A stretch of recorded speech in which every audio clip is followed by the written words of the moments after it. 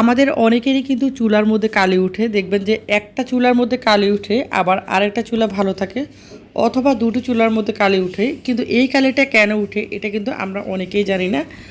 আমরা জাস্ট উপর দিয়ে ক্লিন করি বা চারপাশে উপরে নিচে ক্লিন করি, কিন্তু একজাক্টলি কালিটা কেন উঠে সেটা কিন্তু আমরা অনেকেই জানি না।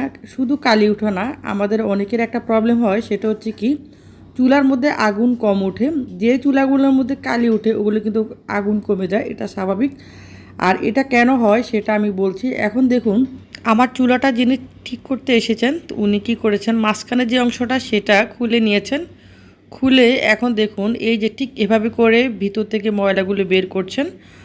তো এই ময়লাটা কেন হচ্ছে সেটা আমি বলছি। আমরা গৃহিণীরা যখন ভাত রান্না করি, ডাল রান্না করি, বিভিন্ন ঝোলের তরকারিগুলো রান্না করি, তখন এগুলো ফুটে ফুটে নিচে পড়ে যায়। তার জন্য কি হয়, এই যে চুলার যে পাকের অংশটা, মাঝখানে যে অংশটা, সেটার মধ্যে কিন্তু আস্তে আস্তে ঢুকে ঢুকে এগুলো ময়লা পরিণত হয়। দেখুন ভিতর থেকে কিন্তু অনেক অনেক ময়লা বের হয়েছে। মাঝখানে যে জালিটা এটা আমার সম্পূর্ণ ব্লক হয়েছে, এতটা পরিমাণ ময়লা হয়েছে। তার জন্য আসলে এই চুলাটার মধ্যে কালি উঠতো, আমার এক পাশটা আমার কালি উঠতো।